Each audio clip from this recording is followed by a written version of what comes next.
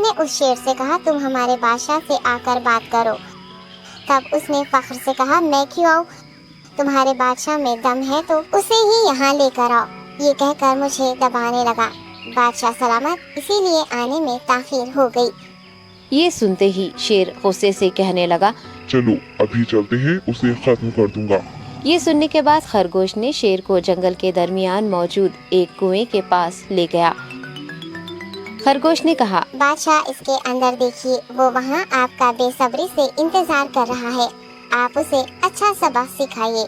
شیر غصے سے فوراً کنویں میں جھانکنے لگا اور زور سے دہاڑنے لگا۔ تب دوسری جانب سے بھی دوسرا شیر دہاڑتا ہوا محسوس ہونے۔ شیر اور خرگوش۔ ایک گھنے جنگل میں ایک شیر رہا کرتا تھا۔ وہ تمام جنگل کا بادشاہ تھا، لیکن وہ بادشاہ جیسے پیش نہیں آتا تھا۔ ہر دن بے رحمی سے جنگل کے جانوروں کو کھا جایا کرتا تھا۔ شیر کے خوف سے جنگل کے جانور چھپ جایا کرتے تھے اور خود اپنی بھوک و پیاس کو مار کر سخت مشکلات سے دوچار ہونے لگے تھے۔ اس طرح کچھ دن بعد جنگل کے تمام جانور ایک مقام پر جمع ہوئے اور شیر کے شر سے محفوظ رہنے کے لیے سب مل کر رائے مشورہ کرنے لگے۔ سب نے اپنی اپنی بات رکھی اور آخر میں ایک گیدڑ نے کہا میرا خیال ہے کہ ہم روز شیر کے ہاتھوں مرنے کے بجائے ہم خود ایک ایک بار شیر کے پاس چلے جائیں۔ اس طرح روزانہ شیر کسی ایک کو کھا لے گا اور ہم سب اپنی اپنی باری سے چلے جائیں گے اور بلا خوف و ڈر سکون سے زندگی گزاریں گے۔ گیدڑ کے مشورے پہ تمام جانور رضامند ہو گئے۔ ایک بندر نے کہا ٹھیک ہے، تمہاری بات بالکل درست ہے۔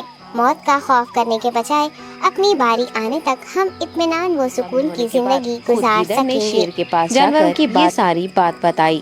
گیدڑ کی باتیں سننے کے بعد شیر نے کہا میں بادشاہ ہوں، اس لیے تم سب کی بات مان رہا ہوں، لیکن ایک بات غور سے سن لو، اگر کسی دن مجھے جانور ملنے میں تاخیر ہو جائے تو میں خاموش نہیں بیٹھوں گا اور دوبارہ تم سب پر حملہ کرنا شروع کروں گا۔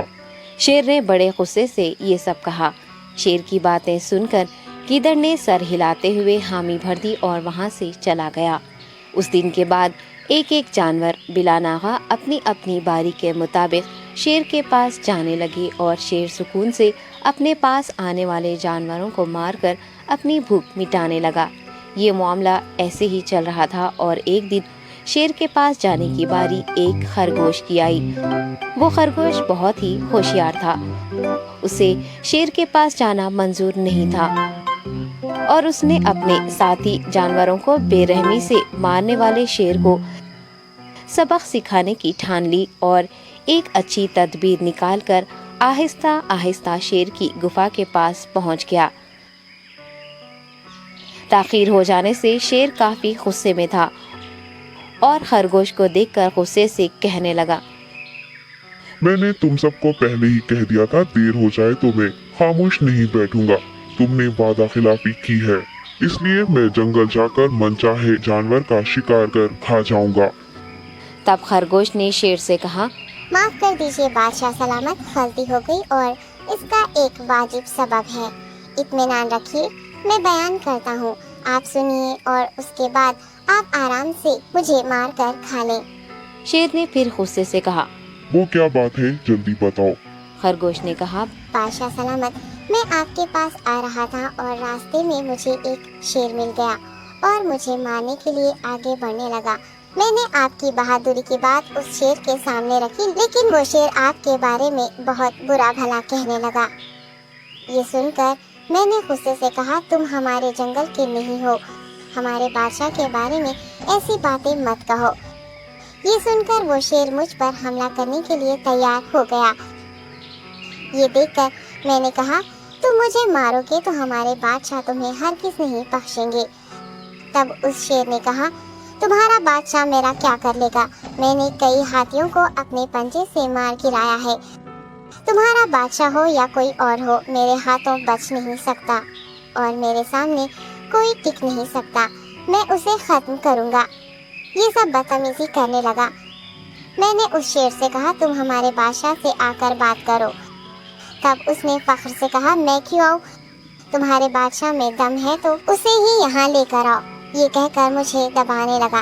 बादशाह सलामत, इसीलिए आने में ताखीर हो गई। ये सुनते ही शेर गुस्से से कहने लगा। चलो अभी चलते हैं, उसे खत्म कर दूंगा। ये सुनने के बाद खरगोश ने शेर को जंगल के दरमियान मौजूद एक कुएं के पास ले गया। खरगोश ने कहा, बादशाह, इसके अंदर देखिए, वो वहाँ आपका बेसब्री से इंतजार कर रहा है। आप उसे अच्छा सबक सिखाइए। शेर गुस्से से फौरन कुएं में झांकने लगा और जोर से दहाड़ने लगा। तब दूसरी जानिब से भी दूसरा शेर दहाड़ता हुआ महसूस होने